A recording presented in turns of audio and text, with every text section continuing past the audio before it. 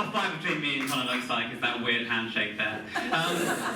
Yeah, hi, hello, good evening. I want to talk about Saudi Arabia. Yeah? Good, okay. Yeah, I was born in Saudi Arabia, as you can probably tell. No, obviously, you know, I'm nothing like most guys who moved from Saudi Arabia to the UK, of course. My vibe isn't so much like Premier League football club owner.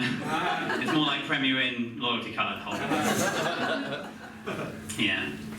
My mum moved to Saudi Arabia shortly after turning 18 when she realised that drinking just isn't the same when it's legal. And we lived there until 2001, when I was 12. And I'm going to tell you the reason we moved away from Saudi is a little bit much, so brace yourselves. It's very sad. Unfortunately, my dad passed away, and so we had to move. And it's a lot to take in, so I'll give you a moment. But it's all fine. It's been a very long time, and I'm over it. Like, I barely even think about it anymore, so it's all good. So I'm going to let you know all about that before we go any farther. Yeah. Sorry. Before we go any further. Jesus Christ. So, yeah, we moved to the UK in 2001. I made a friend, and he was like, all right, Aladdin. All right, Aladdin, where's your magic lamp? Where's the genie, yeah? How did you get here? A camel?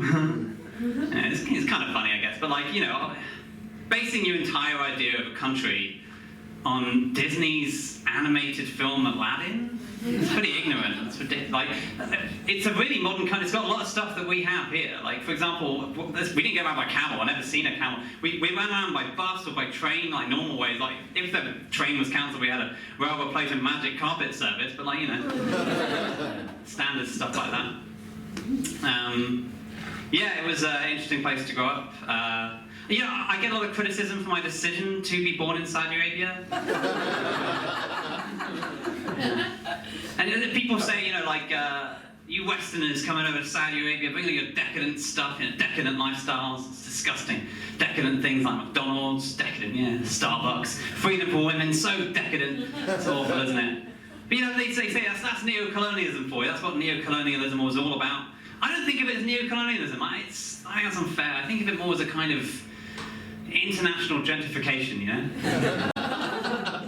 It's just like domestic gentrification, but it's got fewer steps because they already have hummus in Saudi. Losing my dad at such a young age, very difficult thing to happen to me after he died. I had no male role models left in my family except for my pet monkey Abu, and it was really challenging. No, it's not true. Of course, I am a pet monkey. I did have some helpful male role models in my life. I got some interesting advice from some of them. Not all great. It was well intentioned. Like one of them comes up and he's like, you know, Dan, you know, you're the man of the house now. You know, and I was like, what does that mean? He's like, well, you got to look after your mum. You got to bring home the bacon. Hey, I've been living in Saudi Arabia my entire life. I don't know what bacon is. You have to help me out with that. Some people say their trauma is their superpower. You know, when they get a sort of a superpower, specifically trauma, maybe they can become superpower resilient at like dealing with difficult situations. I've got to say, with all these years of having dealt with that trauma, losing my father, I found, you know, becoming half an orphan hasn't made me half a Batman. I think the problem is that I didn't experience quite enough trauma. You know, I was 12 years old, and that's actually not the best age to lose a parent in terms of maximizing. I'll show let me demonstrate. I've got a graph here that demonstrates my point perfectly. As you can see, there's a graph. On the y-axis you've got trauma, and on the x-axis you've got the age at which you lose a parent. Now down at the bottom, at 0 years old, let's be honest, you don't know the parent that you've just lost. I mean, it's horrible for everyone around you, but like for you, is it really that traumatic, Harry Potter? Jesus Christ.